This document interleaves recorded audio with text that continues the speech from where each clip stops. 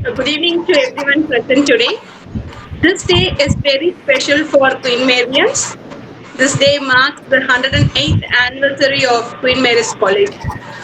In Tandem Research Club of English Department was founded on the same day way back in 2008 to mark the birth of our college. This research club acted as a point of contact for all the fellow academicians, experts, researchers, scholars, and students, and served as a platform to exchange thoughts, ideas, views, and expertise till this day. I am most happy to welcome all the members to this inaugural meeting of In Tandem Research Club for the academic year 2022-2023. Last year, it was a grand success, and I pray God that this success must resonate for the years to come. The theme of this year is the prize winning story. Let's begin this evening with Tamil Thai வாழ்த்து.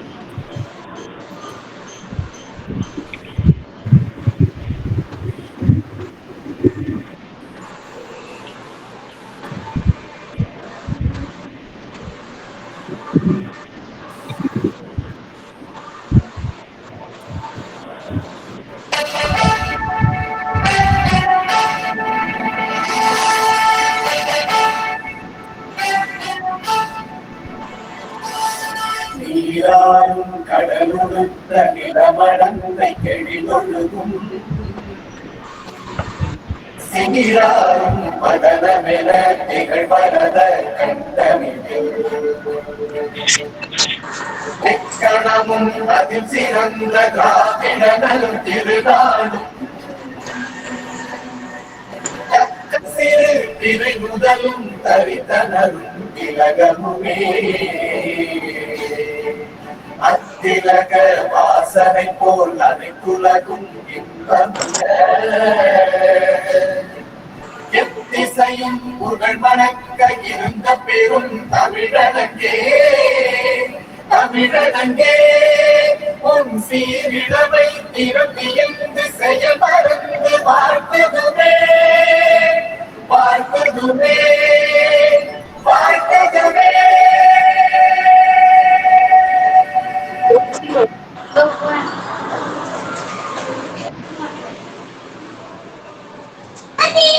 I now request Dr. Maria Preeti Srinivasan, Associate Professor and Head, Department of English, to welcome the gathering.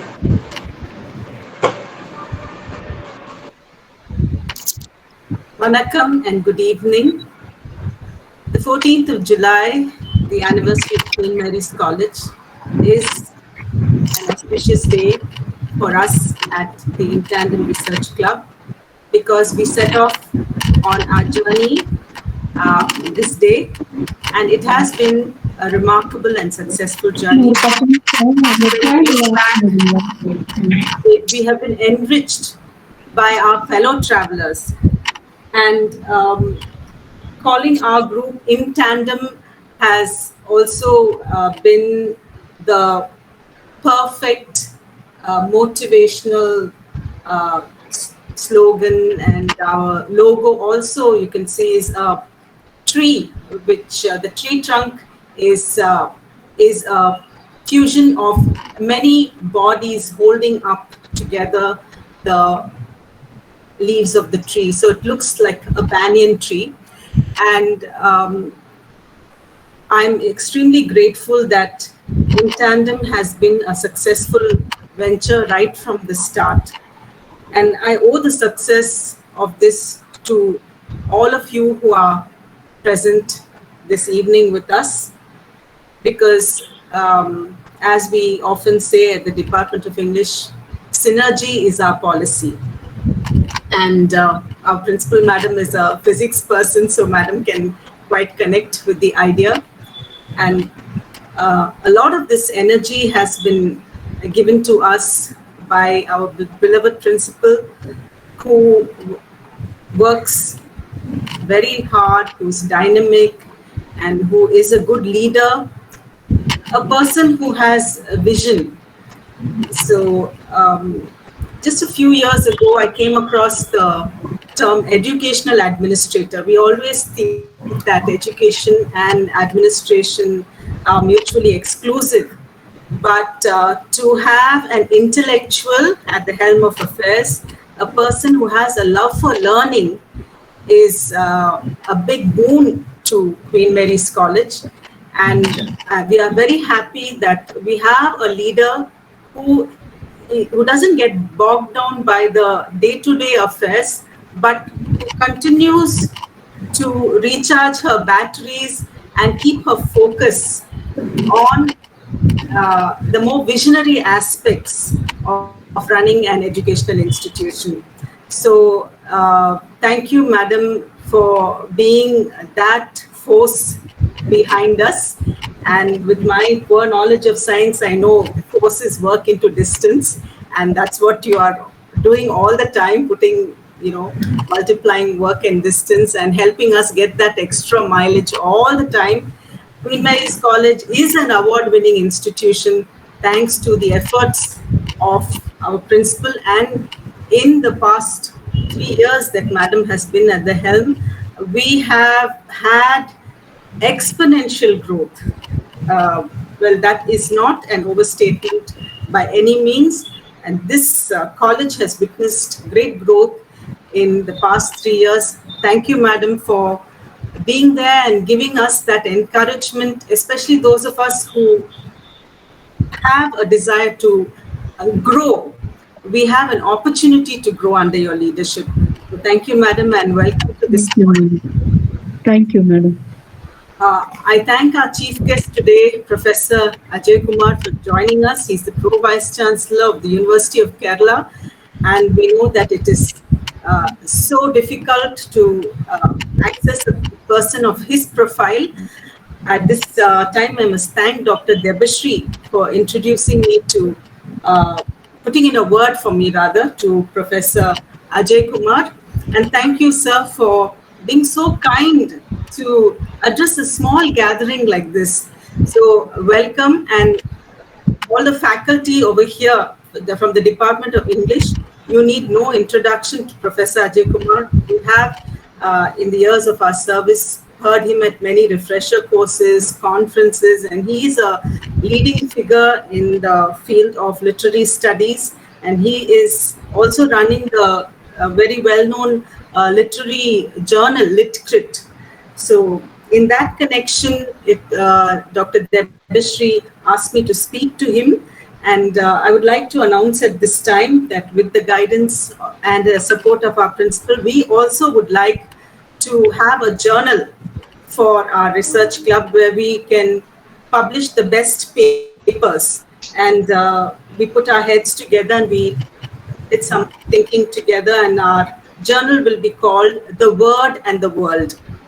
So for this academic year, The Word and the World, the theme for Word and the World would be the prize-winning story.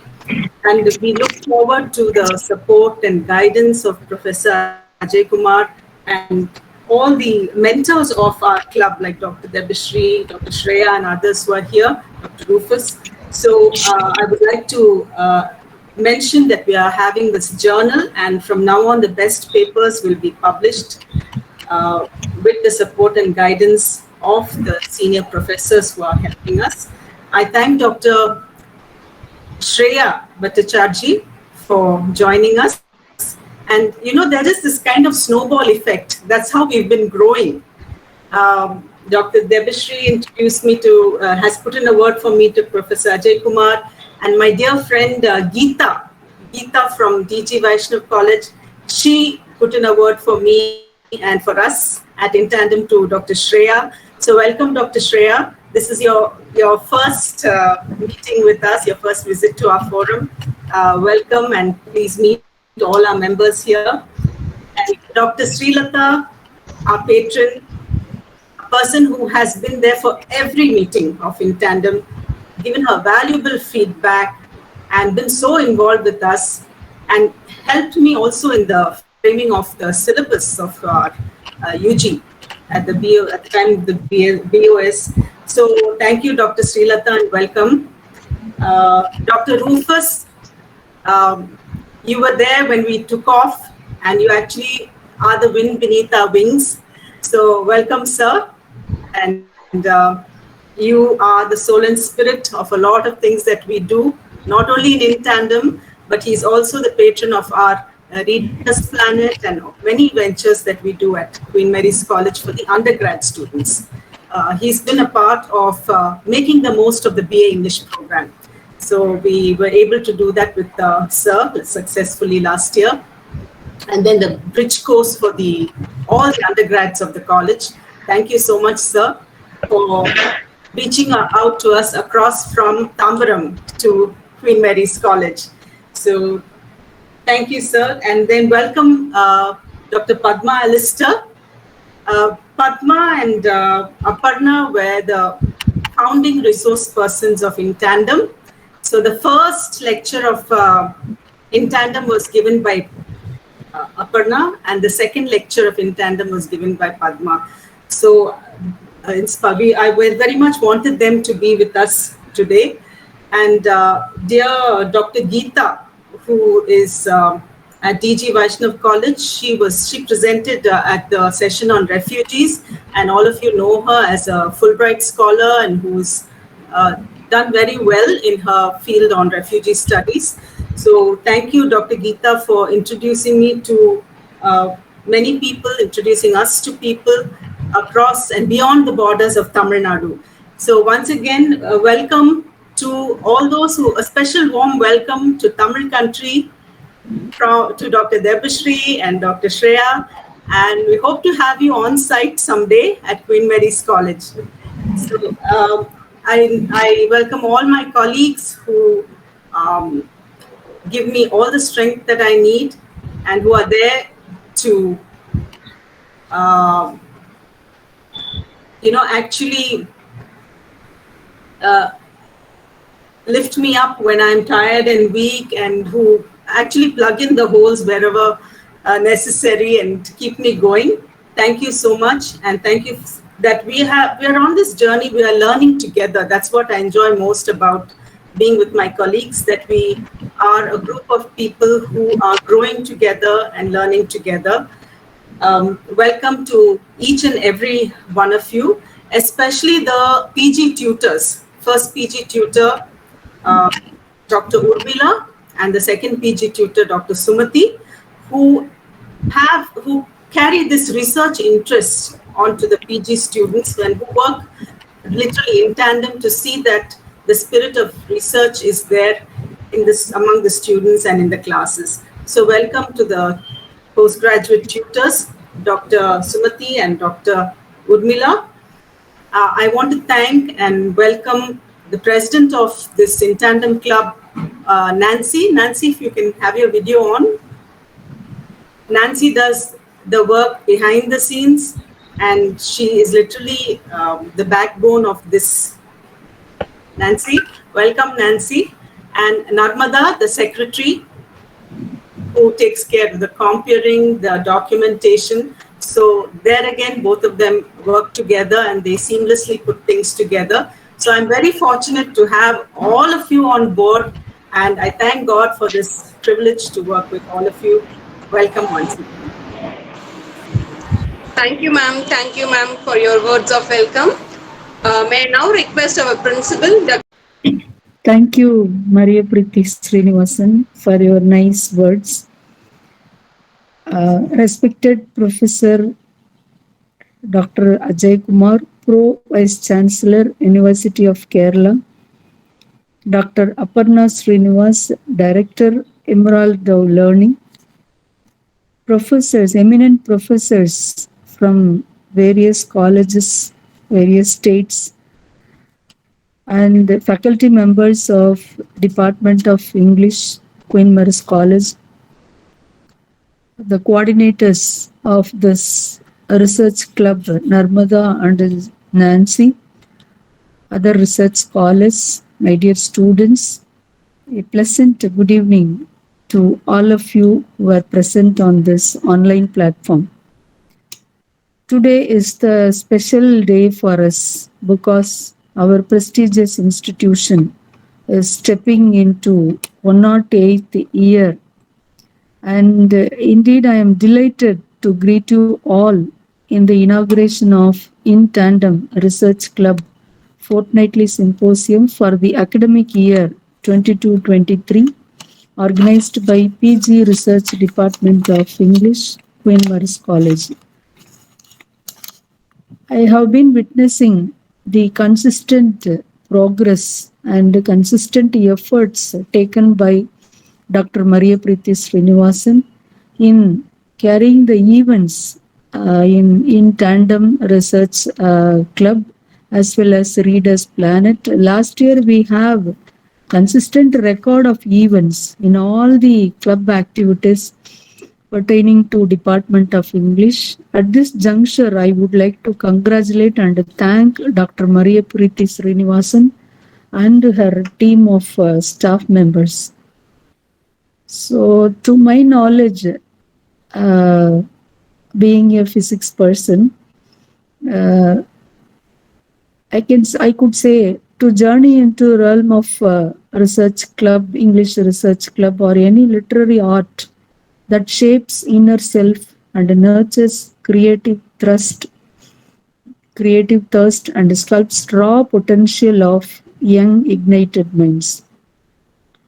The English Research Club would like to support our students in their English endeavors and expand their experience in English outside of their academic activities and classrooms. The main objective is to build the necessary and beneficial skills that are much needed in various workplaces, which we are experiencing in all our placement and career counseling programs. So if you have ideas and if you want others to accept, you need to be able to persuade. Research Club aims to help better expression.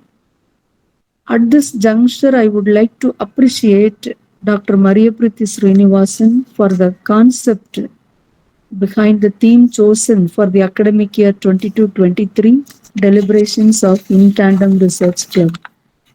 And happy to know that PG and Research Department of English, Queen Mary's College, has proposed to publish a literary journal, The Word and World, every year in the In Tandem Research Club.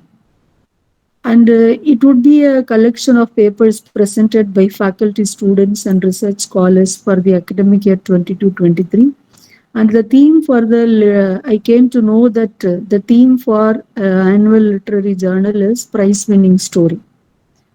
The act of prize winning involves not just the power of the story, but also the geopolitics and the publication and market. So a study into the context will offer fresh insights and research perspectives, no doubt. Text have a role to play in creating contexts apart from the accepted notion of text emerging from contexts. I hope that the upcoming sessions in in Tandem Research Club for the academic year 22-23 will definitely be fruitful in mapping the journeys of influential texts. And I would like to wish consistent success as in the previous academic year 21-22, and I wish many more success in all the upcoming events in the academic year 22-23. Once again, I thank Dr. Maria Preeti Srinivasan and Department of English for providing me the wonderful opportunity in the inauguration of the first inauguration of Research Club in our college. I am very proud to be a part of this inauguration. Thank you once again, madam. Thank you all very much. All the very best. Thank you. Thank you, ma'am. Thank you for your words of encouragement. I now call upon Professor Ajayakumar, Pro Vice Chancellor, University of Kerala, to deliver his inaugural address. Hope I am audible to you. Yes, sir. Okay. Thank you. Respected Principal Queen's Mary's College, Chennai, and Dr. Preeti Srinivasan, who is organizing this program, Dr. Debasri Datta Roy, who is a long-time friend of mine, dear participants. I'm extremely happy to be part of this event because this particular event showcases certain activities connected with literature and writing. So I think as an educationist, what I find is that our teachings or our learning is most often oriented towards certain theories. We learn a lot of theories, a lot of ideas, but very little practice. That means we don't give much importance to the practice of things. Even topics such as marketing management, for example, is often taught just as theory. So there is a kind of over focus on theory in our education system, especially in a country like India. And that is slowly changing, transforming. And when I find activities of this, when I read through the note that has been, concept note that has been given here, I find that this particular club is activity oriented, and it promotes various types of activities and persuades the students to do certain work, publishing, writing, and journal editing, etc. And all these are extremely important in shaping the scholar that is in each student. And that is the importance of this particular program. So from the note, I understand that this is a fortnightly program, and I think that the regular program will certainly help the students to attain a level of skill which is extremely needed in for them in their future life. So in that sense, this is a welcome exercise, and I congratulate those who are behind this activity. I actually heard of Queen's Mary's College, Chennai. The name is familiar. I have been a regular visitor to Chennai, Madras University, and some of the colleges nearby for several seminars and workshops. I think I met Rufus once when I came for, I think, in the Academic Staff College of Madras University once for a class. So a lot of friends in Chennai. So it is really, I'm really glad that I have been invited for this particular function. And after COVID, we were actually drawn towards this online mode of programs. And I think it helps us to get in touch with people who are far away. And in that sense also it is good. Still, I think it will be good if we can organize programs in which a lot of students and a lot of scholars participate. Most often what we find is that our seminars are attended by students, scholars, etc., but without much interaction between them. I think a workshop on writing or in publishing, editing, and things like that will certainly be relevant and useful.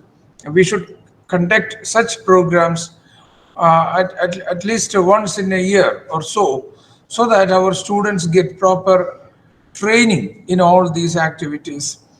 And that will certainly develop the scholar in them in a more effective fashion than what is happening now. So I don't want to make a long speech. And first of all, I would like to wish all success to this program. And I have been entrusted with the duty of inaugurating this program. So I declare that the program is open. And I once again congratulate all those who are behind this. So this also gave me an opportunity to meet Debasri, at least in the online mode. So thank you for that. Hope everything is okay in Calcutta. Thank you all once again. Thank you. Thank you, sir. Thank you so much for joining us despite your busy schedule. It's a great pleasure for us to have you here with us, sir. Thank you. Thank you. Let's get into the theme of the day. We have a list of speakers who are going to give us insights on the theme. I request Dr. Debashree Dattara, Associate Professor, Comparative Literature and Deputy Coordinator, Center for Canadian Studies, Jadavpur University, Kolkata, to reflect on the theme, the prize-winning story. Thank you, Narmata. It's a pleasure to be here today. And good evening, everyone. And first of all, congratulations to the college for its foundation day. My best wishes to you, and I hope we can celebrate it in person someday. Uh, my greetings to Principal Madam, Professor Ajayakumar, who has been a long time mentor, and it's a pleasure to meet friends now. It's been just 2 months, but it seems a very, very long time. So I think that's good that one has been missing everyone. It's a pleasure to meet Srilata ma'am, Professor Srinivasan, Dr. Rufus,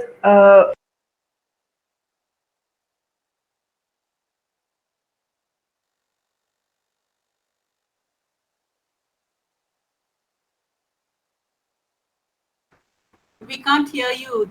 I'm sorry, I've been on mute and I've been talking away. Sorry about that.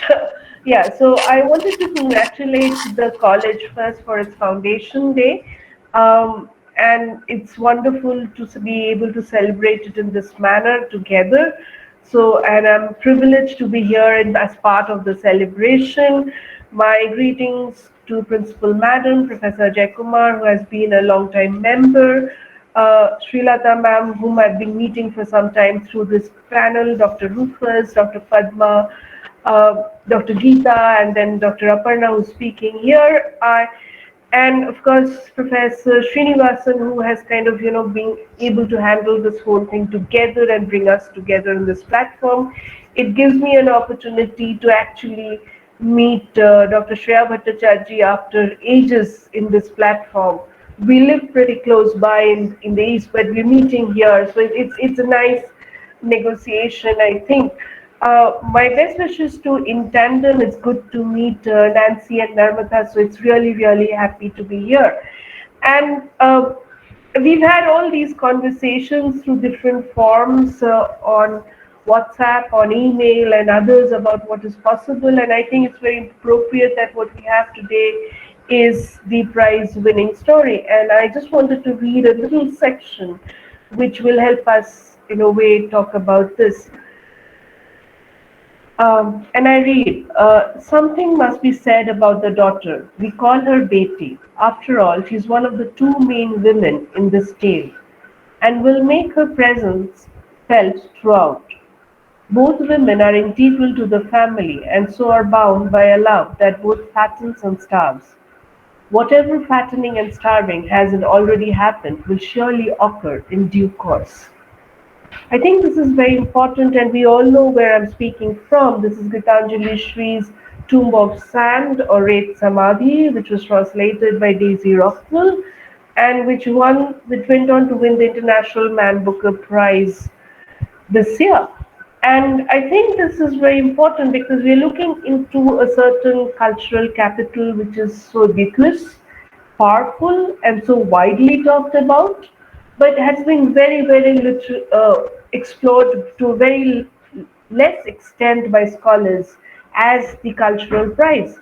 So what we're trying to look at is probably the fact that prizes and awards have dominated the cultural landscape these days.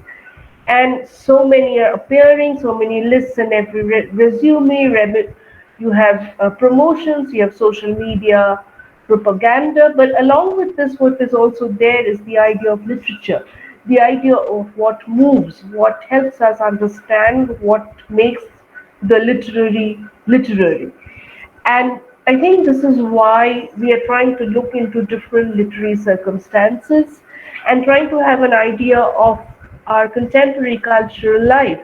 And especially in a post pandemic world, this is very important because we're talking about a culture of confinement. And as we're trying to move away from that culture of confinement, it becomes even more important to understand what is a prize winning story. What is it that moves? What is it that appeals to all of us? And I'm hoping that through these deliberations that we have and through this journal that we are all excited about, and we hope that we can come together and think of something that's constructive and useful for scholars and colleagues and help us think together, that we will be able to understand the enigma of a prize winning story and how it sustains us, how it has been sustaining us through the years. So, congratulations again to In Tandem for everything that has happened. And I request you to start the series. This is indeed a privilege, and I think we all deserve much good wishes for the days to come. So, thank you very much.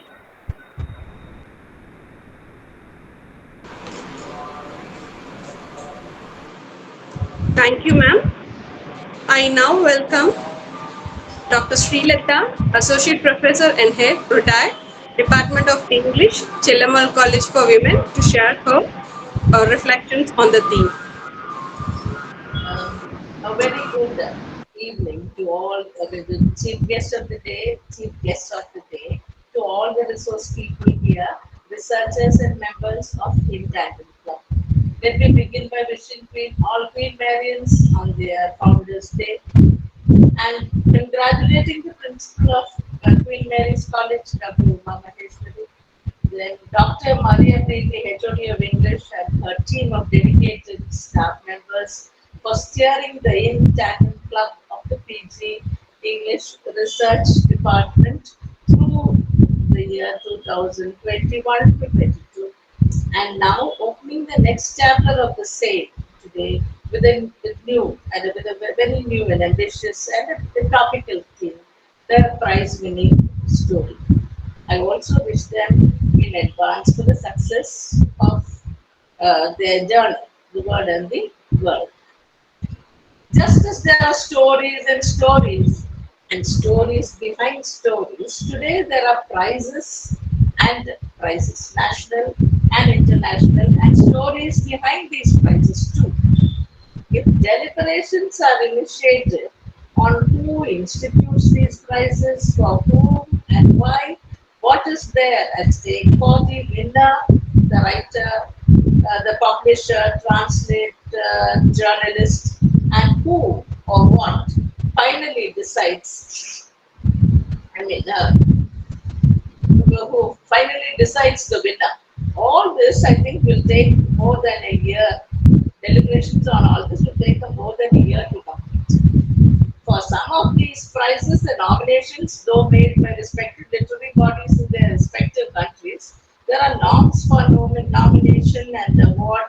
Some of them, like the Nobel Prize, very secretive, all decided by the awarding authorities.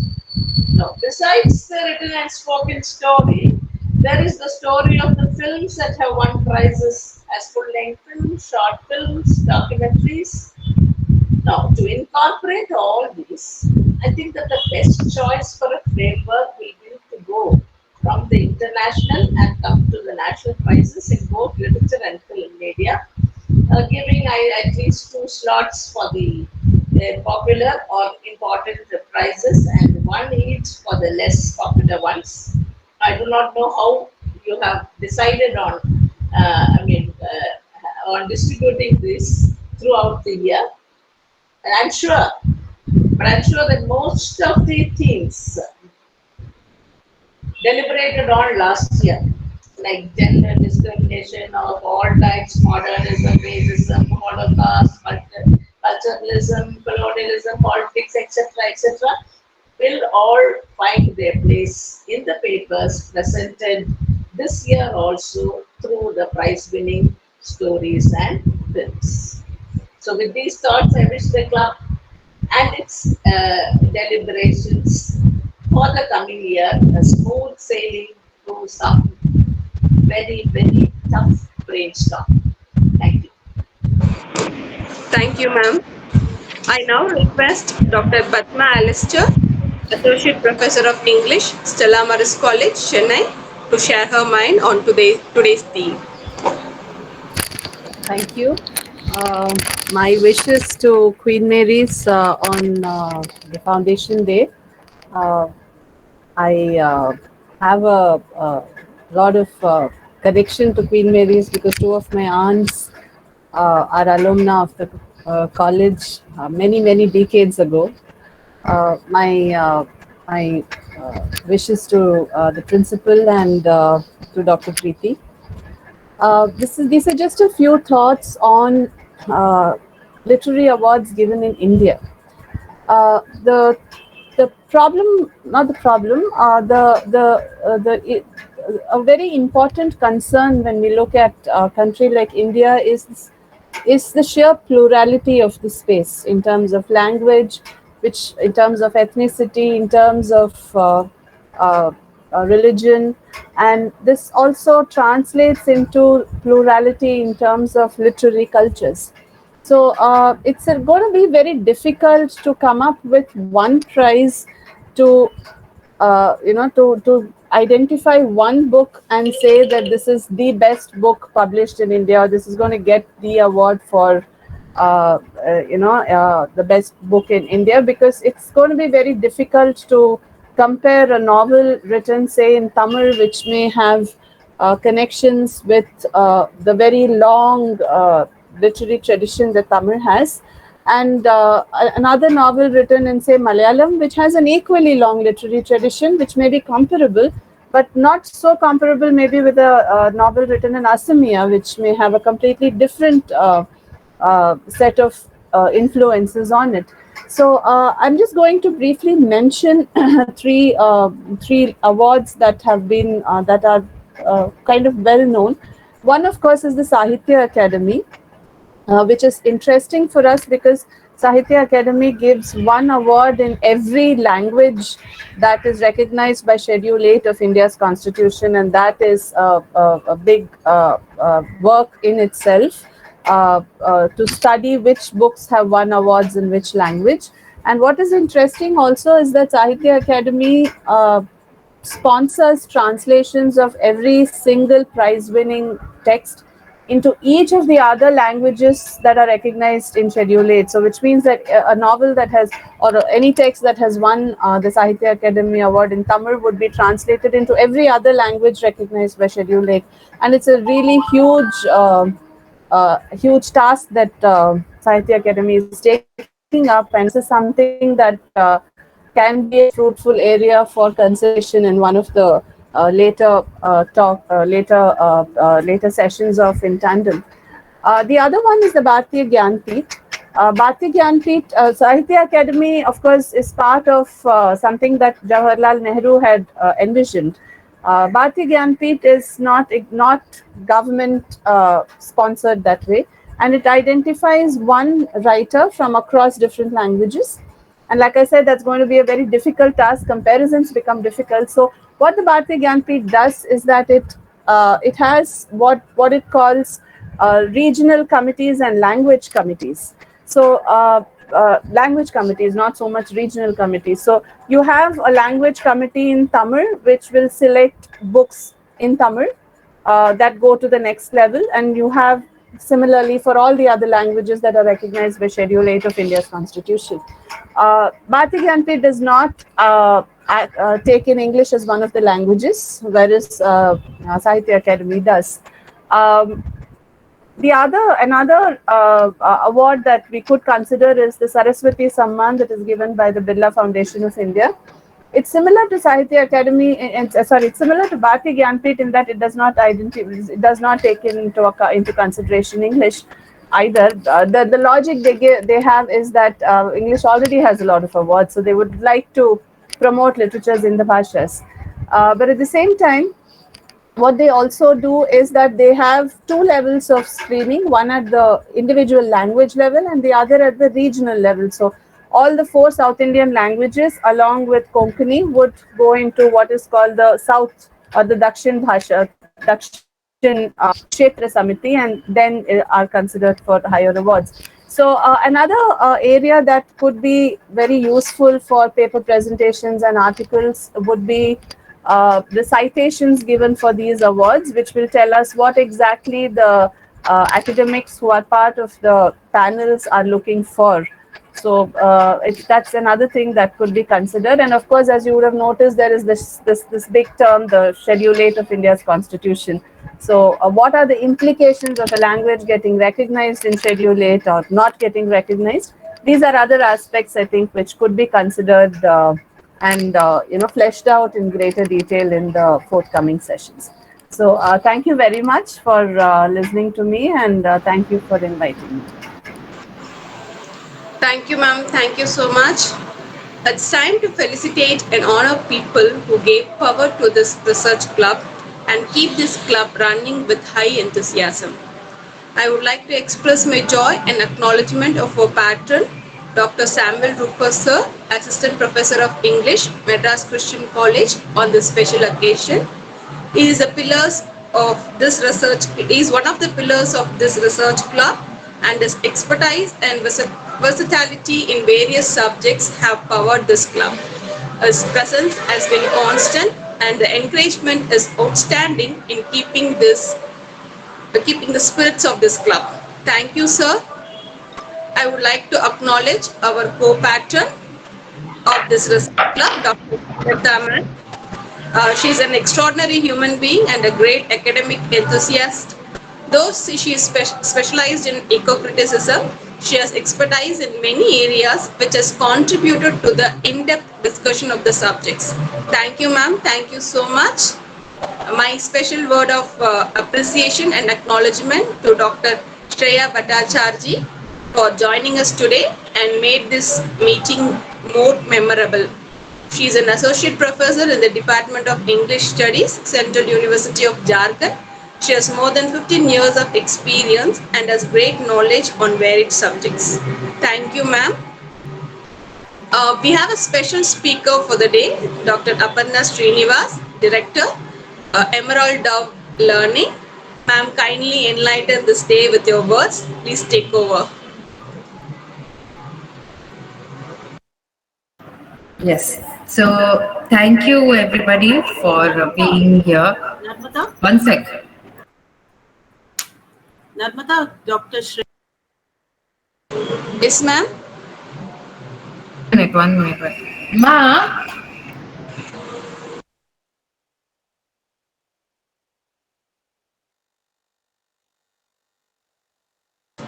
Ma'am, please unmute, ma'am. I'm not able to hear you.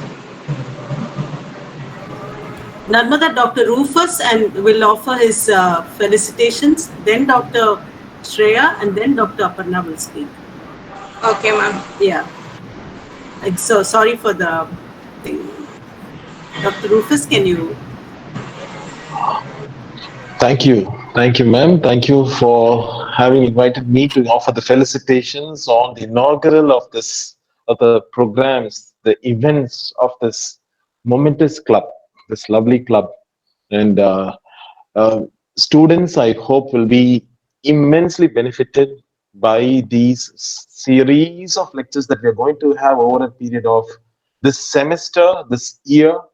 And it's not a mere education that we are talking about. It's a quality education. It's a superior education, an education that goes hand in hand with higher order thinking and research, something that has been neglected or put to the sides in academia. And I hope, every fortnight we have this forum. The line they give there is, please come prepared. I'll just read it for you. Ma'am beautifully puts it out there. Please come prepared. I'll just read it out. Give me a minute. Yeah. The last line goes like this. Please come prepared with your reading on the subject and contribute to the discussion. See, the education that we acquire over a period of time has to help India progress, has to help society progress. If that has to happen, we should also contribute to the discussion. We should come prepared on the subject. And such great lectures that we are going to listen to over a period of time, we are really, really blessed, and we are extremely thankful to Dr. Maria Preeti Srinivasan, the sail behind this wonderful endeavor. I wish this club all success in all its endeavors, and I'm hopeful that students will also have. See, I have notes with me, right? So at least 10 pages I've got it ready, because I'm sure I'm going to have a feast this evening. Students also, please, I would request you to make the most of this wonderful of this wonderful session that we are going to have shortly. Thank you for having me here. All the best for the club.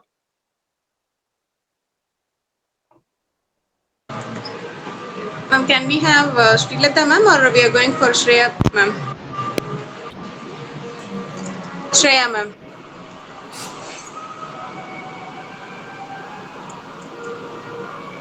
Dr. Shreya? I request Shreya ma'am to join.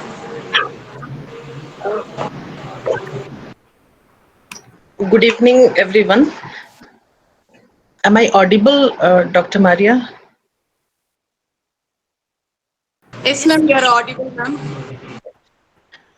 First of all, I would like to congratulate Queen Mary's College on its Foundation Day.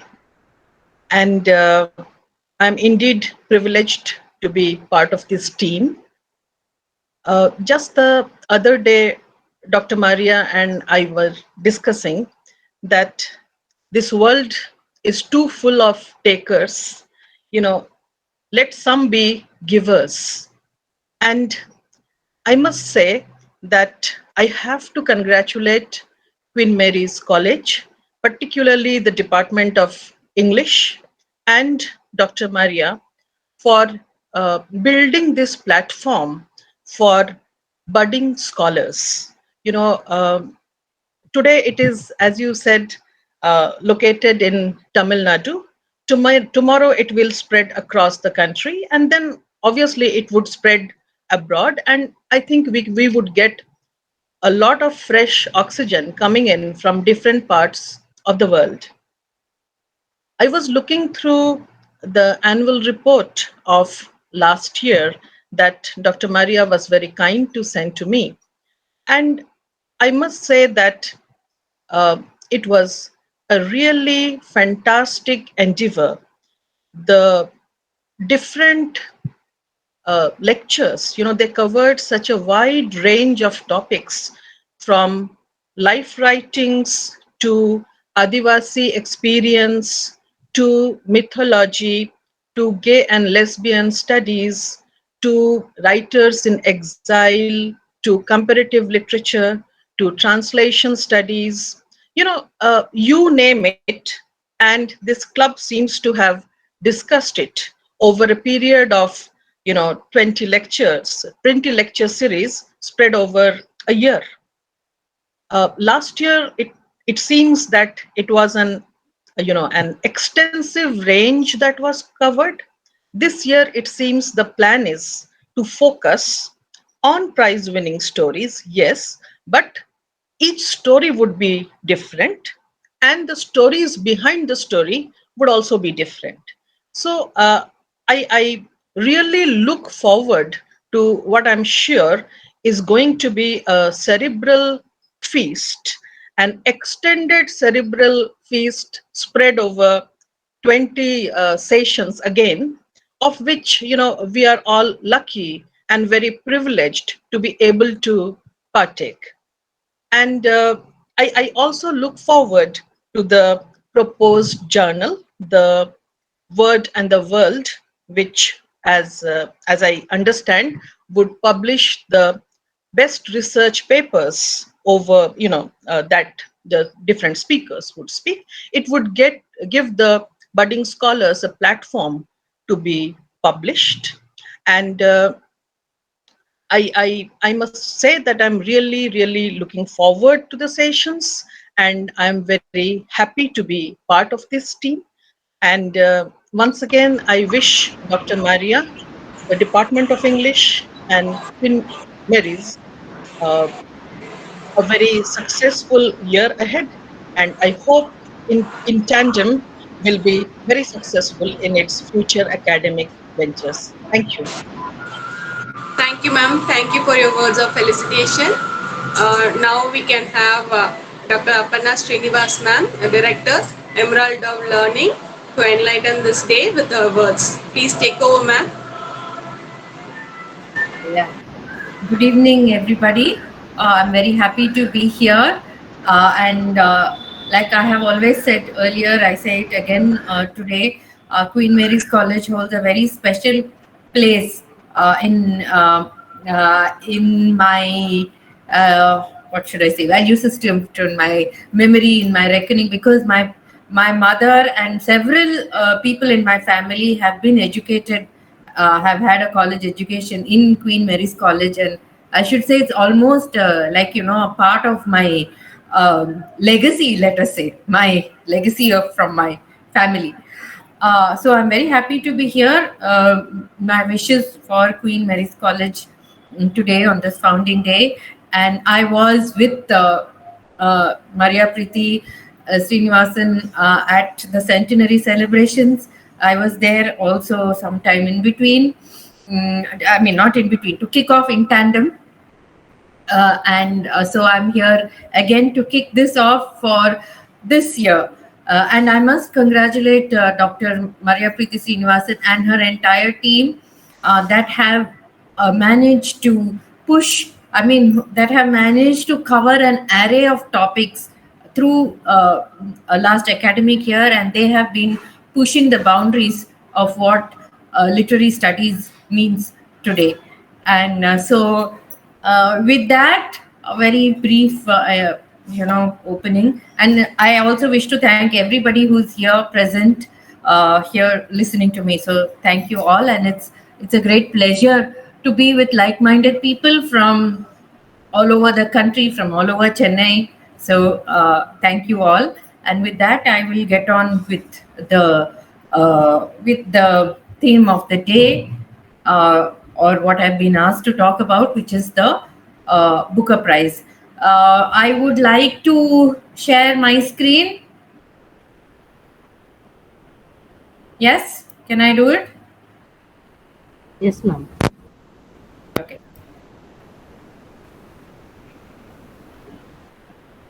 Yeah, just give me a minute.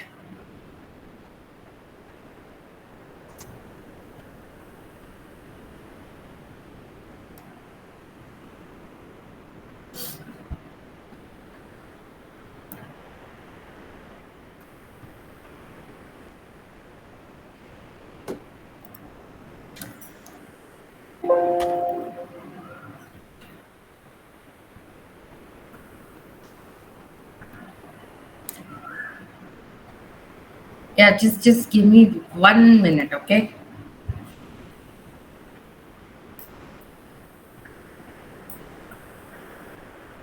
Yeah. Okay, so is this all visible? Can you hear me and see the slideshow? Yes, ma'am. Yes, Dr. Aparna, yes. Yes, yeah. So thank you for that feedback. So the Booker Prize, there are actually two prizes here that we are talking about. Of course, the one in the news right now is Gitanjali Shri and Raid Samadhi, The Tomb of Sand, the Hindi novel translated into English, which won the International Booker Prize. But there is also the Booker Prize, and these are two different prizes. And I will just go through what the difference is with about them in a little bit. But I would like to start with a little bit overview of what is art and why is art important for us. Just a starting point into the discussion of a story, of reading a story, of the enjoyment that comes out of reading a story, and leading up to the activity of trying to compare one story to the other and saying, okay, this is better than this, which is what a prize-winning story is about. So art activity has been with us from time immemorial, and it is a unique activity to human beings, and the pleasure that we get out of participating or creating art is quite unique and different from our everyday experiences, and that's what sets art apart from our everyday day-to-day activities. So much about art and creativity. uh, Now this art, it is a creation, so it is created by people and for people, and from time immemorial, or at least from the time that human mind can remember or reach out across the ages, we know that art has needed patronage. It has needed people to encourage art, different types of art forms, song, music, dance, sculpture, architecture, drama. Of course, drama is one of the oldest forms of artistic activity. And it continues today. It has taken a different form in cinema and internet, OTT platforms, whatever. But all these art forms, they require a creator and they require an audience. And the creator usually requires some kind of monetary encouragement to do the work that he is doing. We must also understand that art and patronage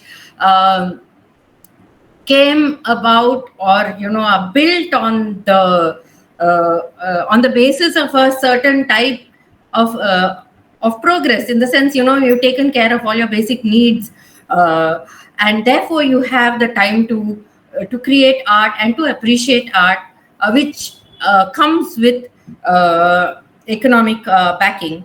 So this is again another just a starting point into what the Booker is about, and how and why it is important for us today.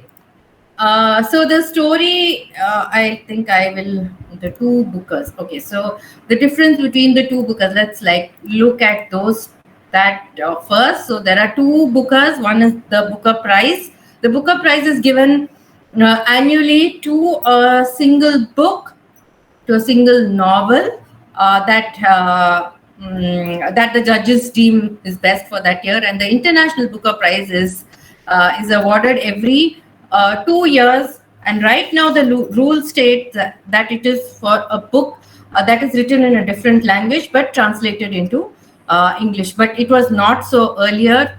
I'll go into that a little later. Earlier it was just it was given for body of work by an author. So there were people like Alice Munro and Chinua Achebe who also won the International Booker Prize. But today it is confined to a book that is written in a language other than English but translated into English. But the one thing that is common to both the Booker Prize and the International Booker Prize is that it has to be published by a publisher in Britain, in UK or Ireland. So if it's a publishing house or a novel or a piece of fiction that's been published in the US or some other place in the world, then it is not eligible to be entered for the Booker Prize. So it has to be published in UK and Ireland. There is a specific period, you can look it up in the website, when the novel has to be published.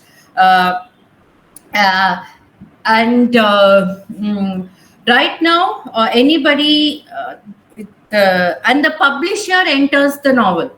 That's the key. The publisher has to enter the novel for the Booker Prize. The author cannot do it herself or himself. It is the publisher that has to enter, or no other entity in the whole publishing kind of industry or the novel industry can enter a novel for the prize. So it is the publisher that does it. And earlier, the Booker Prize was confined. There were rules that said it has to be given to a citizen who belonged to the Commonwealth. But right now, it's just any work written in English, written by anybody, but it has to be, the important thing is it has to be published in the UK and Ireland, and this goes for both the prizes. Through its journey, Booker has had several they have experimented with several other prizes. There has been the Russian Booker, there has been an African Booker that was given for short stories.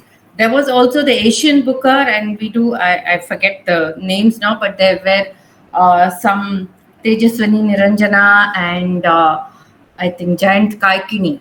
I think they had won the Asian Booker, and I could be wrong, so please check that up. But there have been different Bookers through its existence as a prize giving entity, but right now we have the Booker Prize and the International Booker Prize. Today we also have this University of East Anglia, this UEA is University of East Anglia, which gives out a scholarship for scholars of prose fiction. This is also administered by the Booker Foundation, and so I just included it here as information. Okay, so how did the Booker start giving out prizes?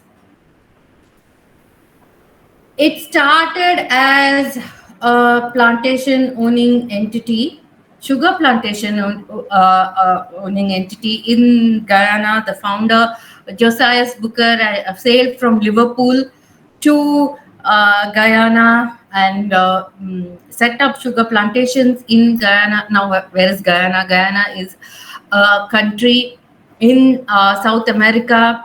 It is a land, I mean, it has a coast on the Atlantic, on the Atlantic Sea, but it is on the mainland of South America. It is the only English-speaking South American nation. It is the only area that was colonized by the British on mainland South America. We know Britain colonized North America, USA, Canada. We know Britain colonized the Caribbean islands, Trinidad and Tobago.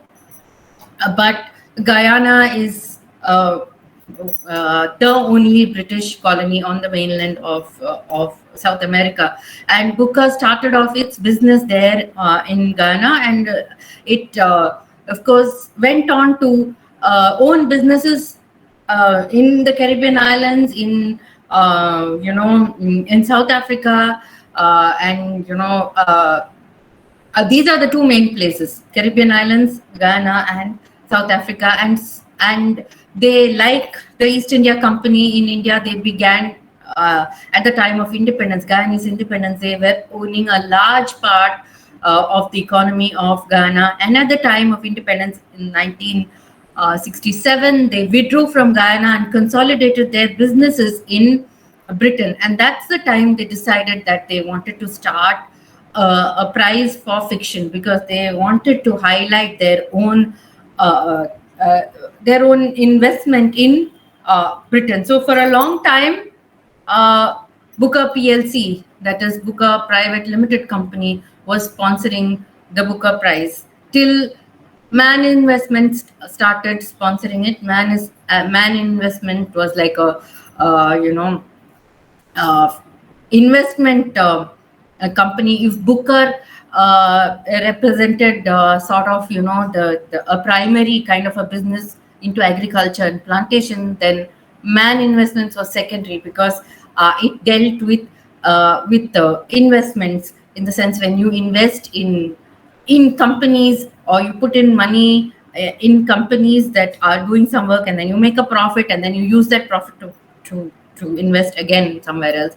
But since 2019, the prize is funded by Crankstart, an American charitable foundation run by Michael Moritz and Harriet Heyman. Michael Moritz is right now, both of them are citizens of America, but they were former. Michael Moritz was a citizen of Britain, and therefore his interest in the Booker Prize. And this, it's really interesting to see that this. Today we are in the age of like angel investors and startups and the very vocabulary of capital and funding has changed. And Crankstart is an angel investor. They do invest in startups, and that's what Michael Moritz does. Yeah, so much about the story of the Booker, and the different prizes that the Booker has been administering or has been giving out under different avatars, let's say. So now we come to the novels themselves. And at this point, yesterday I was trying to prepare for this talk, and my friend, she said, oh, and I said, I have to prepare for this talk. I'm not sure where to start. And she said, oh, a Booker Prize winning novel, all you need is like incest, you need some sex, some bad things to happen, some bad language, some foul things, and then you have a Booker winner. And I was like, okay, this is a good starting point for me to look at the novels that have won the Booker.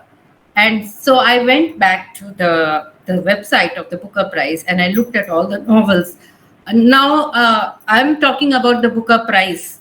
Okay, the thing about the Booker Prize, it is given to a novel. Okay, and by the way, the novel, of course, when you give it to a novel, you're giving the prize money to the novelist who wrote the novel. But it is primarily the novel that is winning the prize. So I am looking at the Booker Prize and these novels over the years that have won the prize since 1969. And I looked at those novels and I was like, hey, that's not true.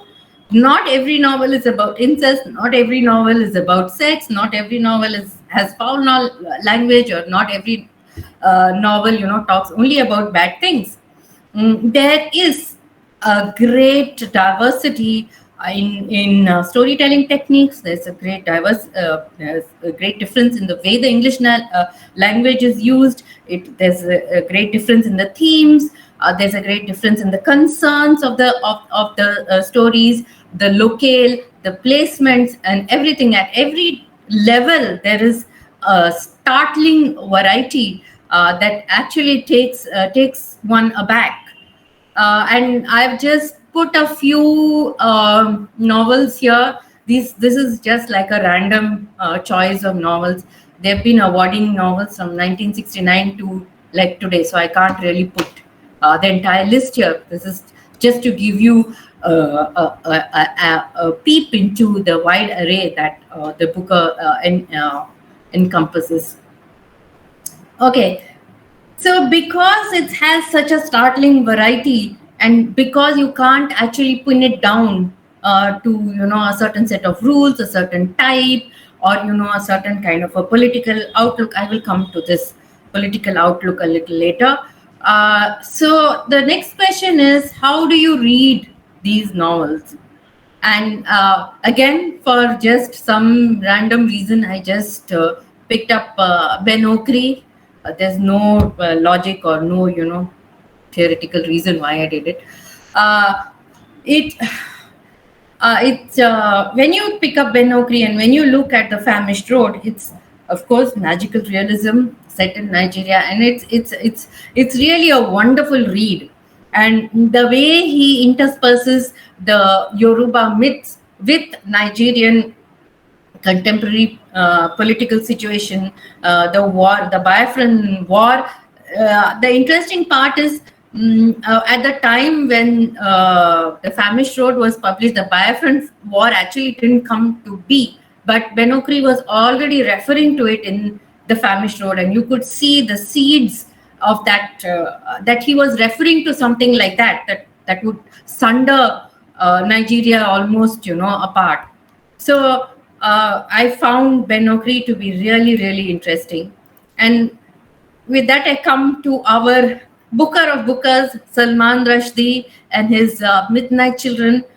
Salman Rushdie really was a milestone in the Booker history, because it was of course, we had, V.S. Naipaul, who had won the Booker Prize earlier. He is of Indian origin, but he doesn't really like to, accept his Indian roots.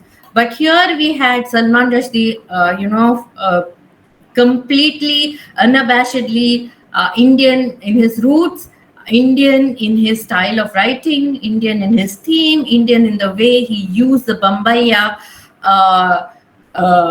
talk, the Bombaya, what should I say, language that is spoken on the streets of Bombay, and he made it his own, and he gave it a legitimacy by making it a part of a novel that won the Booker Prize, and it was a very it's a very unsettling novel on many levels. In the sense, it questions history. It questions the politics of what is right language, what is good language.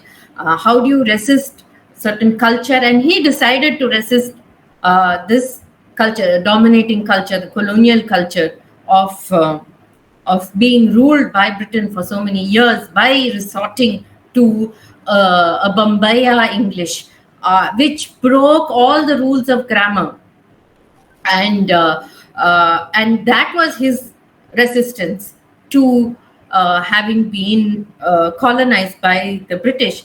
And he was also a writer who was born after independence, and so on, and therefore, in a way, he was a post-colonial child. He was a post-independence child, and it was his very unique perspective on the history of India and the relationship that India had with Britain at the point in which he was writing his novel, which is 1981. After that, Rushdie, of course, won the Booker of Bookers in the 25th year of the founding, after the founding of the novel. He also, in 2018, won the Golden Booker. I mean, he in 2008, for the 40th anniversary, he also got the Best of the Booker. And in the 50th year of the award, it went to Michael Ondaatje, the English patient. Okay, so after that, I think I will. This is just to give you a range of the techniques, styles, themes, preoccupations that the novel, the Booker Prize winning novel, encompass. And now I talk about A.S. Byatt, completely, so quintessentially British, and she talks about very British literary concerns. Her book is a literary detective novel where these two present-day scholars are trying to research the life of literators, Randolph Ash and Christabel Lamotte, and trying to find out what their real relationship is. And in this, they have Mortimer Cropper, an American scholar who is also trying to sort of usurp their findings. And the whole novel is driven by the actions of this Mortimer Cropper, and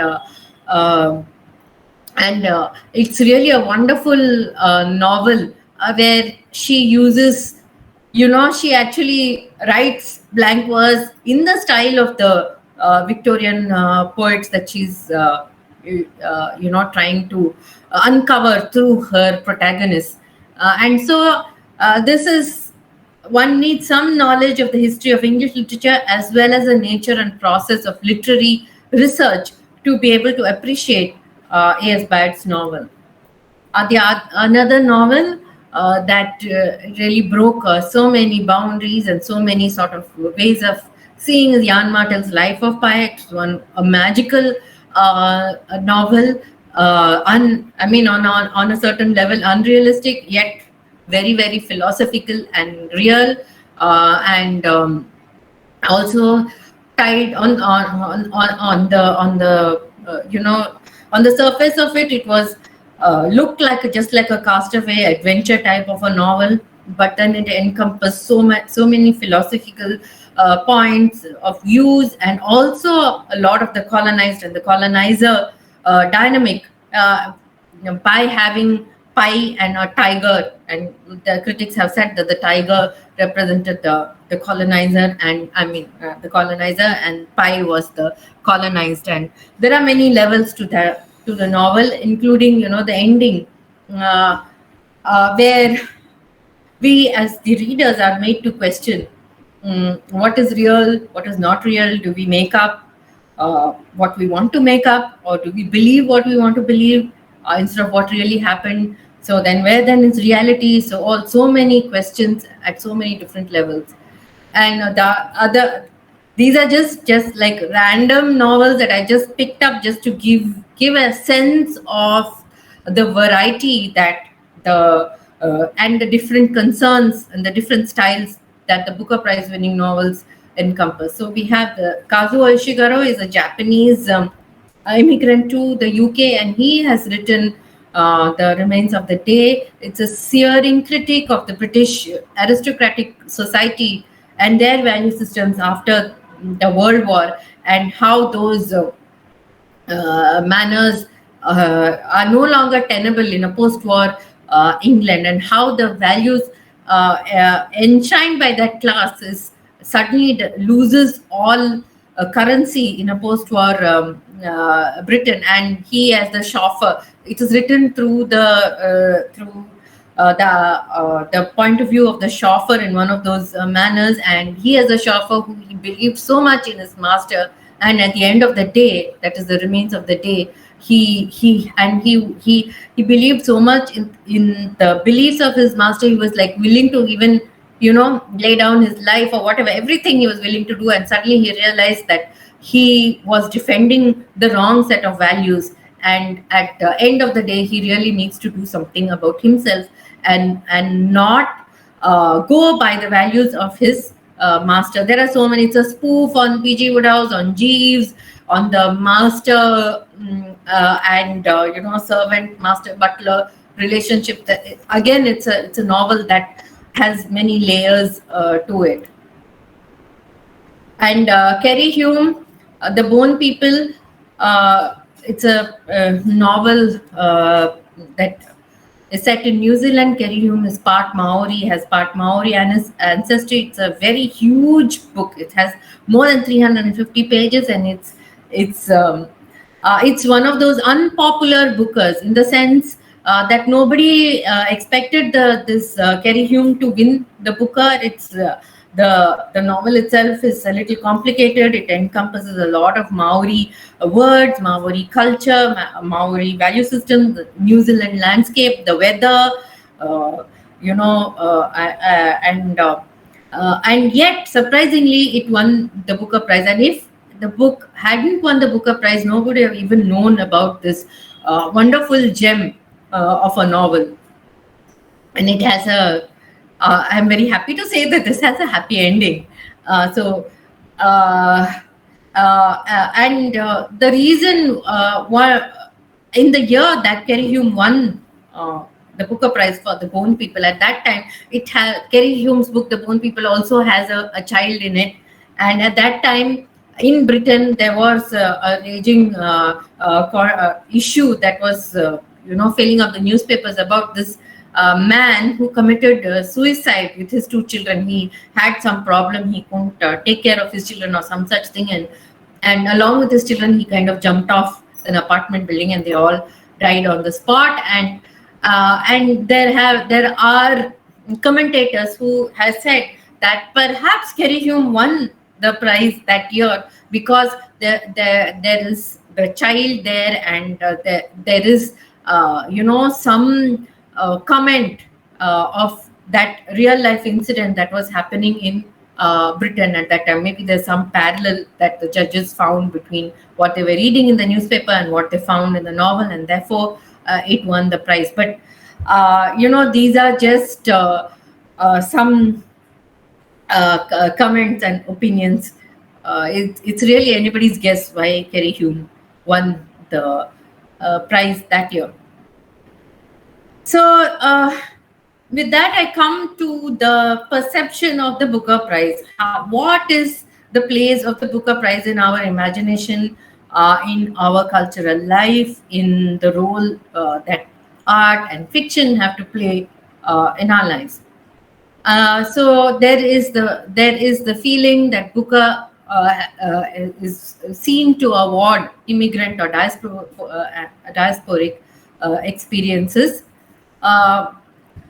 I think even through my very brief and random going through of just like 5 or 6 novels, we can see that it's not fully true. There are other novels that have won the prize for different themes, different issues.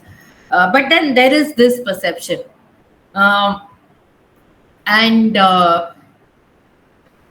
So why was the Booker instituted? I need to go to a different slide here. Okay, yeah, this. So why was the Booker instituted? Like I said in the beginning that the Booker was instituted because the Booker PLC came back to Britain, and they wanted to consolidate. They wanted to have a visibility for their own investment in Britain, and therefore they started the Booker Prize. But when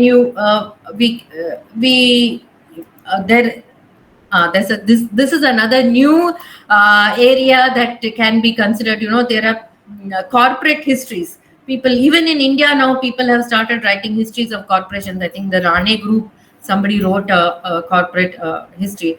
So there is Judy Slynn, whose job is to write corporate histories, and she has written the history of the Booker PLC, that is the Booker Private Limited Company, and in that she did interview Josiah Campbell, and it was under his stewardship that Booker came back to England and started giving out this prize. And in an interview when she was talking to Josiah about the Booker PLC, and he said that he was appalled to find out that his family had made money through indentured labor, through slavery, through the plantation system, and that's why he wanted to. That was his way of trying to give back to the colonies, because Britain had taken so much from her colonies to become so rich at so many different levels. Of course, one can always question that. At any statement that is made, one can always question it. But yeah, that's what Josiah Booker said to Judy Slynn, and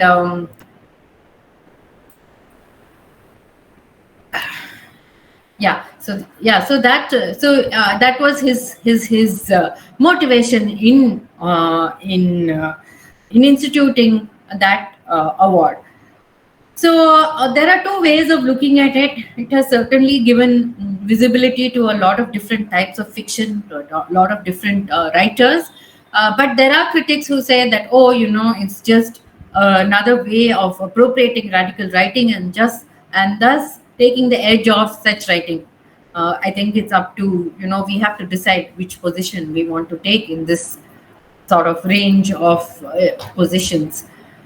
But there is an interesting aspect to this, to patronage, to cultural currency, to the economy of culture, to cultural, to building cultural capital. There is an interesting parallel here. So we see as the reason I went into how the Booker made its money, or who are the entities that are actually giving the money to these novels and to the novelists who have written those novels. Through that history, we see that the money giving system, or the way in which the money is made, the actual liquid cash is actually made to be presented to the novelist. It follows the same pattern of capitalism, late capitalism, whatever else, all these other terms that you want to use when talking about the economy. I said that earlier, I say it again. So finally, they made money primarily, through a primary occupation of plantations and agriculture. Then they became investments, so it was like secondary. And now crankstarter, they are like angel investors. So at every time the economic system has kind of changed, or a way of making money has slightly changed. Booker, the way the Booker the way the Booker has been giving its money, or the way the money Booker got the money to give to make the price, has kept up with that same pattern. And so if the funding agencies represent the way capital moved from one area to the other, then the novels depicted how the capital affected people's lives in very tangible ways. If capital was global, its effects were local, as represented in the novels. So at that time, in the 80s and the 90s, this was also the time that sporting events, television broadcasts, and sporting events became really big, and we saw corporate entities sponsoring these events. And at that time, in the 1990s, we did have a World Cup cricket, and we found that it was actually played in the Caribbean islands, but one of the major sponsors of the World Cup cricket was LG. Now LG is like a South Korean company, and nobody plays cricket in South Korea. So why would LG want to sponsor World Cup cricket that is played in the Caribbean islands? So that is when we come to this comment on cultural capital, on advertising, and on how basically LG was trying to make its presence felt through television, because they were trying to target the Indian segment, or the Indian population, to buy their consumer goods. So this is how capital is kind of interwoven into all our sporting, cultural activities. And I have this is a small attempt to show how the Booker is also part enmeshed in these kind of global flows.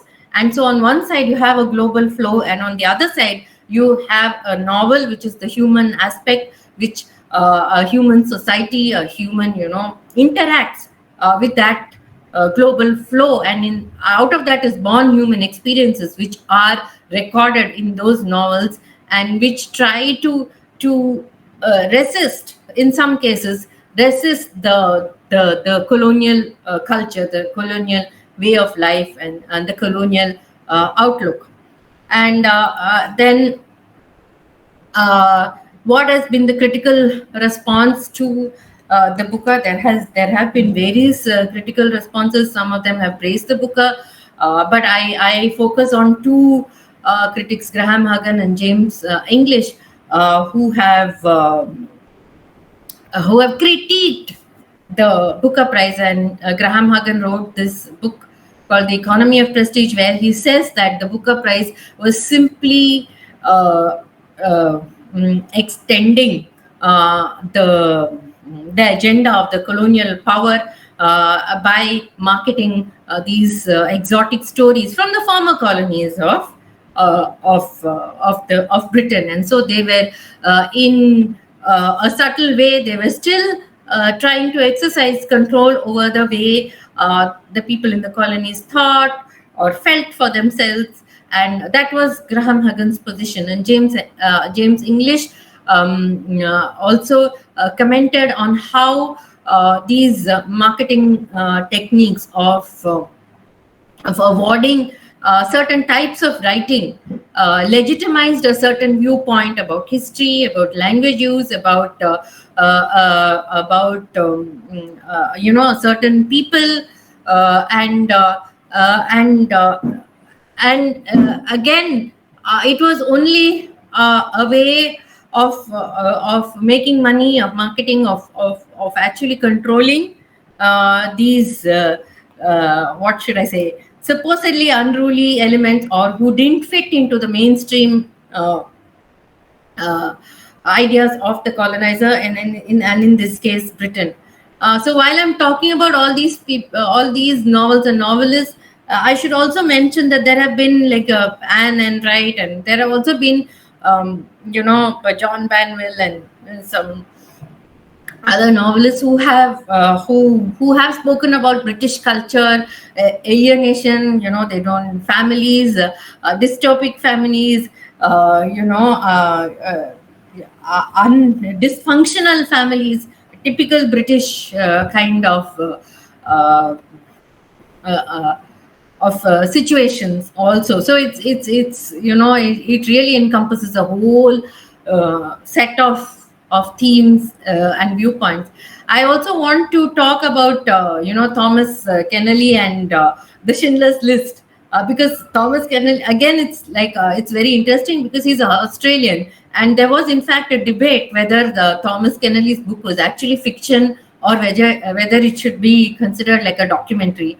And then the judges finally said that, okay, because we are even reading it and we are even considering it for the Booker Prize, perforce it is fiction. And so therefore Schindler's List came to be considered a piece of fiction. And again, it defies all categorization because it's written by an Australian, won the Booker Prize, and it is about, we know what it's about. It's about, the Jewish experience and how this Schindler saved so many Jews. So the point I'm trying to make is that the Booker Prize-winning novels cannot be straitjacketed. You can't have, a single formula to kind of describe all of them or trying to say what they are about. Why did the Booker Prize and the Booker Prize-winning novels become so popular? Because it can also be seen, like from the 1980s and 90s onwards, we find in English academia, we find the rise of post-colonialism, culture studies, and gender studies, and all those different types of reading literary texts. And these novels somehow seem to fit into all the agendas of all these people. So we found that they were even legitimized by the academia. They were, given a thumbs up. They were admired by the academia. And in 1988, Bill Ashcroft, Gareth Griffiths, and Helen Tiffin, they wrote The Empire Writes Back, and they talk about different Englishes, and the Booker novel winning prizes definitely fitted in that structure of having different Englishes. So what then do you say about the actual place of Booker Prize today? And these are, of course, my positions based on my reading. One is, free. I mean, everybody has their own positions on these things, in these matters. So one cannot undermine the intervention that the Booker Prize has made in making different writings come out to the fore. It has played a role in encouraging writing that is grounded in the local. It is both a reflection of the reach of the British Empire and a statement of a cultural resistance to that empire.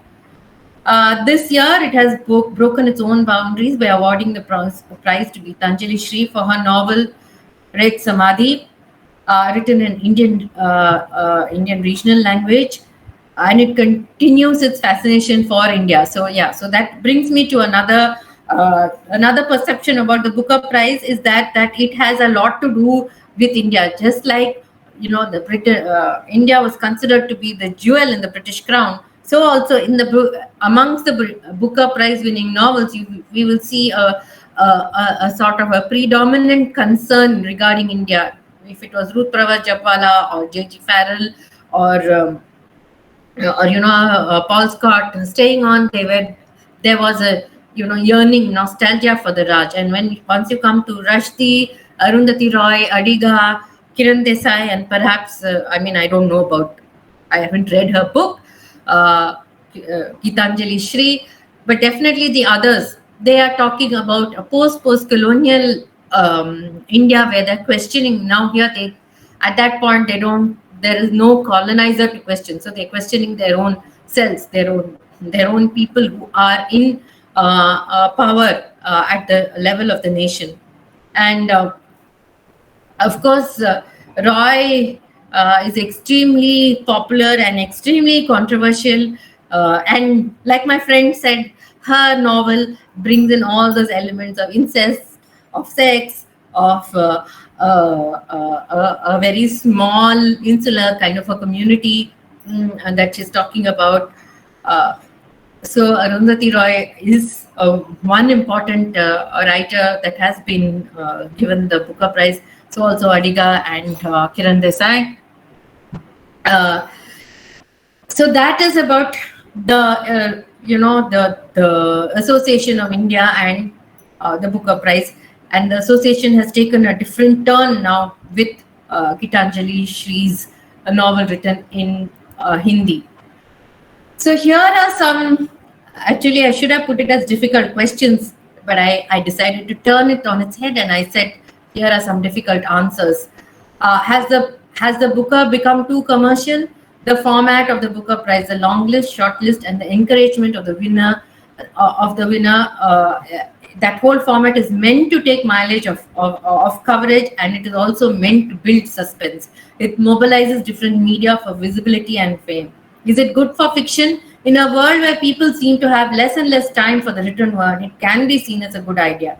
Is it arbitrary? Yes, I believe so. In fact, there is hardly any stated political agenda. Most often than not, it is a personal like or dislikes of one or more of the judges that carry the day for the Booker. At this point, I also want to talk about the fact that the Booker actually in Britain became very popular after it was part of several controversies, and one of the first controversy was the rivalry between William Golding and oh my God, I've forgotten which writer, some other very famous writer. And the mother of all controversies was, of course, John Berger. He was awarded the prize for his novel G, and during his acceptance speech, he stood up and he said, "Oh, I'm donating half my prize money to the Black Panthers because the Booker made its money on slavery." And the British judges of that year, they felt they thought it was bad manners. They had no problem with what he said, but they just thought that he shouldn't have done it the way he did. That it was not polite for him to do it. And so that was the biggest controversy. And after that, the Booker Prize, there have been several other controversies after that, and it has really become famous and popular on the back of these controversies. And what is its efficacy? Is it detrimental to literary art? Well, these are questions, these are rhetorical questions, and each one of us have to find our own answers for it. There are also several novels and novelists who did not make it, did not win the Booker Prize. The list is long. I have just put a few names here. But yet, to go back to the novels that did win the Booker Prize, it's really astonishing that the range and variety that the Booker Prize encompasses within itself. I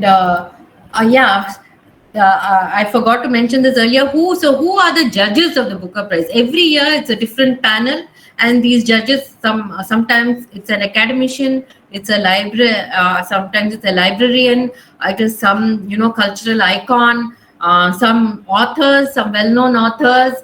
They all comprise the Booker Prize judging committee. There are some authors who have also declined to be part of the committee because it's a very difficult task, because they have to read something like to even come to a long list, which is like 10 or 15 novels. They have to read like 60 novels within the space of literally 60 days or some such thing, and then after that they have to reread it and then bring it down to the short list and then choose the winner. So it is quite a taxing job, and many people, the internet is full of people's personal experiences about judging the Booker. One can always go and look it up. And so this is about the panel of the judges. Every year it changes, and every year, like I said, there is no stated political agenda, but every year the judges you can see that there is something on their mind, like we saw in the case of Kerry Hume, which does influence the prize that they give, or the type of novel that they give the prize to. And yeah, so with that, I come to the end of my rather long presentation. I'm happy to take questions and comments.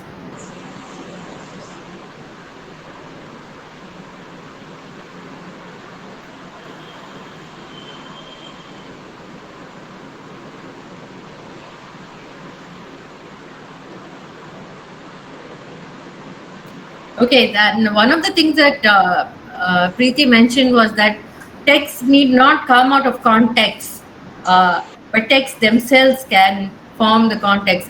It's interesting to see that people like Adichie and James Marlon, they have in fact said that they are influenced by Salman Rushdie, and therefore they write the way they do about their own context, of course.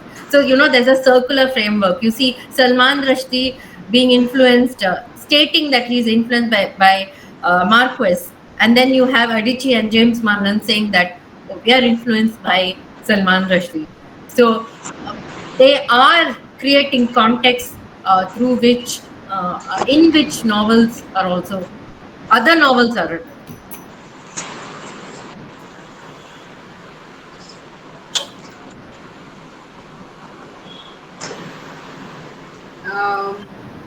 Thank you, Aparna, for a brilliant presentation. So one of the reflections that I had at this moment in time was, it's about the voice and the noise. So you have the representation of a certain section of society or representation of people, and then you also have the noise around it. So it's about getting to be heard and seen, about visibility, about being heard. So, and you also brought up issues of complicity. So we all like to lead straight lives and be very straightforward and upright.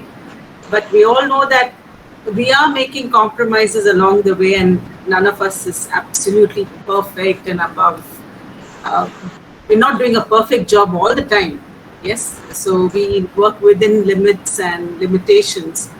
So complicity is also one of the things that works in these cases. And marketing. I do remember when we were scholars together, that when I wrote my personal statement for a Fulbright or something that I was applying for, so someone told me, you don't have to be modest, you have to market yourself. And that was a very difficult thing for me to do, all right, given your orientation, your upbringing, your values. So it is about marketing, it's about being visible, right? So these are just some thoughts that went through my mind. No, I mean, while applying for something like a Fulbright or a scholarship,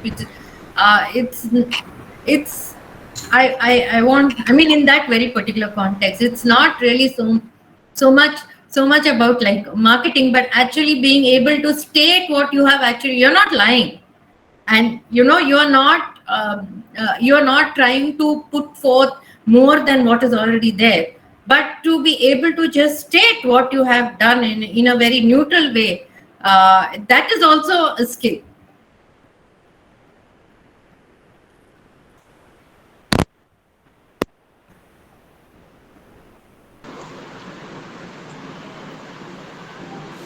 Aparna, it's very interesting to know that there is no particular, guidelines that the judges have to follow in, marking a book as good or bad. Whereas I think the in the and is there any secrecy or anything about Yeah, who yeah. nominated and how be like in the Nobel for 50 years or something, the Nobel people are not supposed to give the give their say, who nominated and all those details. Is there any such thing in this I in the mean, book of? I really I don't know about that. About before the long list comes out and secrecy published. I don't know about that. But the publishers are the one who have to recommend the titles for consideration to the Booker Prize. Yes, after the books have been submitted and after the judges start reading, yes, there is some element of secrecy. They are told like to not share the details about the judging process and about their opinions outside of the judges. Like they have to discuss among themselves. That's why they are on the judging panel. But outside of that, they are not supposed to express any opinion. So there is a certain what do you call politics involved in this also, because if when the publishers get involved, they I mean boosting their sales of the book will be very I mean that's a criteria there. Yeah, So of course. is Of course, so because is there any way in which they can push a book into uh, the list? see, there is no information in the public domain about that. Uh, Okay, so we don't know, but there are very interesting, anecdotes about some. I think Kingsley Amis's book that won the Booker Prize. I believe it was a tie between Kingsley Amis and Rushdie's Shame, and the chair who was Faye Weldon at that time. She couldn't. She had to cast the deciding vote, and she just couldn't decide what to do, and she kept saying. She kept switching between the two. And first she said shame, then she said Kingsley Amis, and then the administrator, he just picked up the phone and he said, okay, and as he was talking on the phone, she said, I want Rushdie's Shame to win, and he said, forget it, I'm not listening to you. So there are very interesting anecdotes like this about the judges and their personal preferences, personal opinions. Like James Kelman, how late it was, how late it was. There was serious objections to the novel winning the prize because it has a lot of foul language.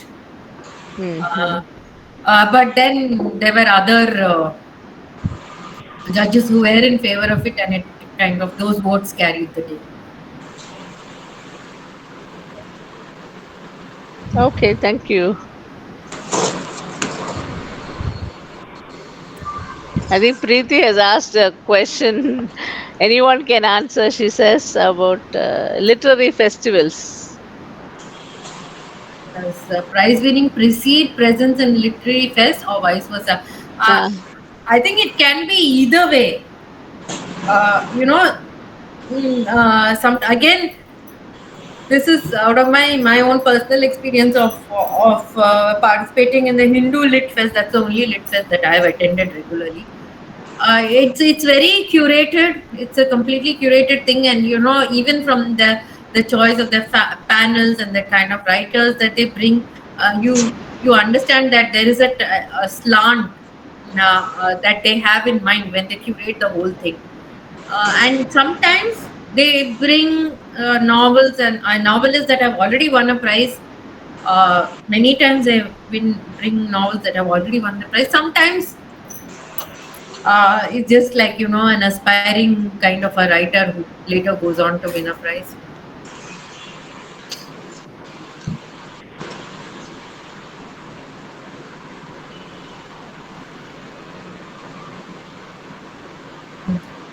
Okay, there's another question here. Ma'am, what is the... Yeah. If I may ask a question after this very brilliant presentation, I was thinking that if Jock Campbell was involved in the beginning, so it was a kind of soul searching, kind of trying to give back in a way to the people who had been ravaged, plundered, whatever. Do you think somewhere along the way it lost its path and is now completely, the prize has completely been hijacked by the economic and political forces at work? Yes, definitely. In fact, even no, though Jock Campbell made this statement only to Judy Slin. Okay, it's in that. It's only in that book, that corporate history book. It's not there in uh, any other forum. It's not there. So there is like if you don't know that about this corporate history and you don't know about Judy Slin, then there is no connect at all. You just see what's there. You just see the commercialization. You just see the whole carnival, the circus, and you see the amount of money that's given to the novelist. So I think that it was not even there in the beginning, in the sense that it's a very personal thing which he never publicized.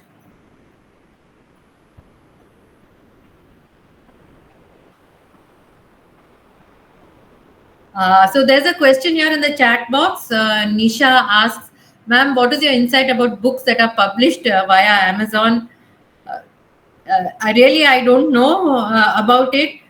Today, we are in a different a kind of an age where we when the Booker Prize was set up, we were very traditional publishing setup, publishing industry. You had like a manuscript, you gave it to a publisher, it got approved, and it came out, it was printed, then it was marketed, it was sent to the bookstores, and everything was like everything was physical, everything had to be physically transported, and there was no instant dissemination like there is today of an ebook or a Kindle version of a book.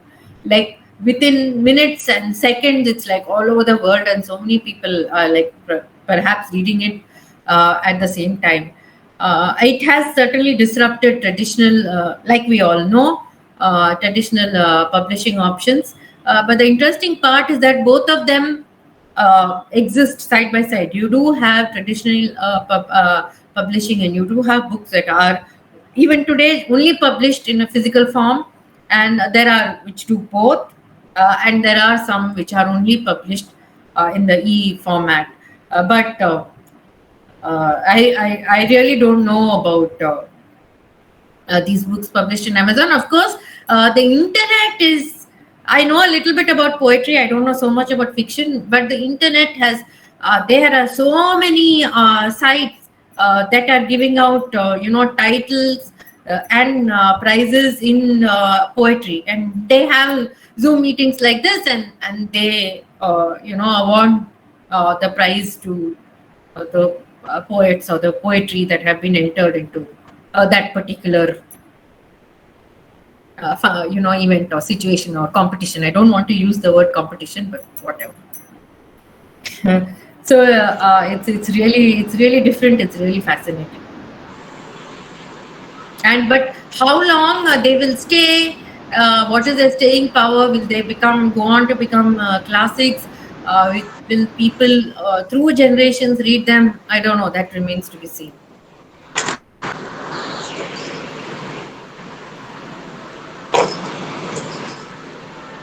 So, thank you, ma'am. That was very elaborate, and I believe this would set up the remaining meetings of the In Tandem Research Club for this year.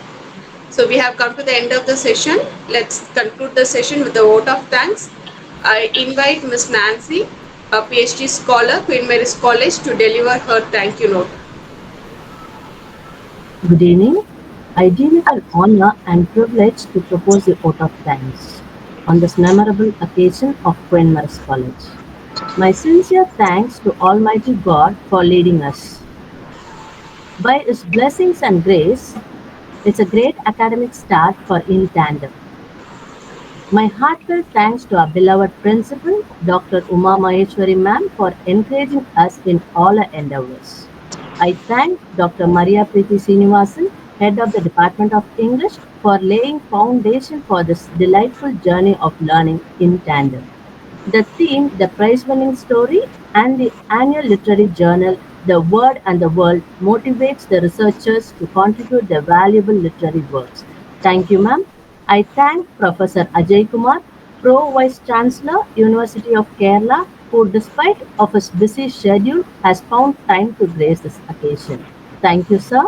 I am very delightful for Dr. Tapestry Dattare, Associate Professor, Comparative Literature and Deputy Coordinator, Center for Canadian Studies, Jadavpur University, Kolkata.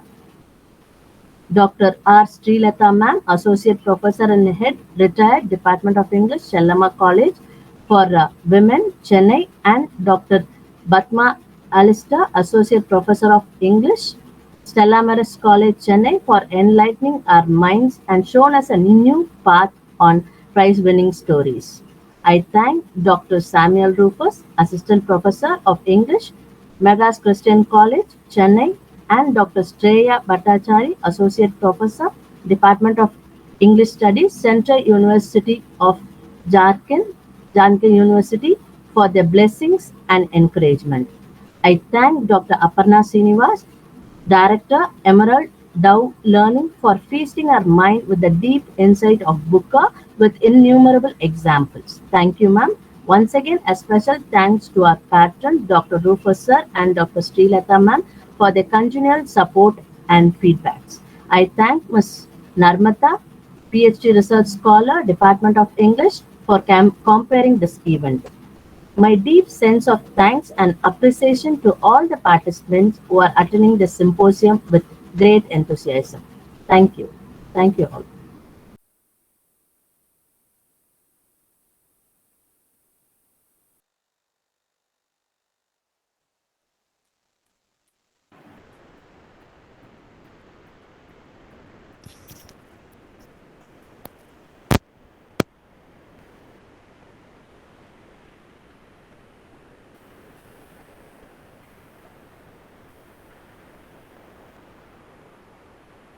I think Nancy has the Yeah.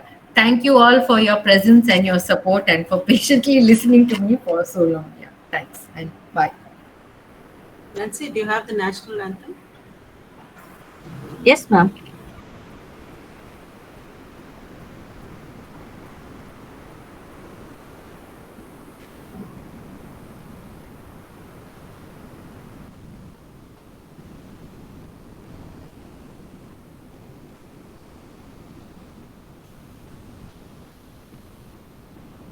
Jana Gana Mana अधिनायक जय हे भारत भाग्य विधाता पंजाब सिंध गुजरात मराठा द्राविड उत्कल बंगा विंध्य हिमाचल यमुना गंगा उच्चल जलधि तरंगा तव शुभ नामे जागे तव शुभ आशीष मांगे गाहे तव जय गाथा जन गण मंगल दायक जय हे भारत भाग्य विधाता जय हे जय हे जय हे जय जय जय जय हे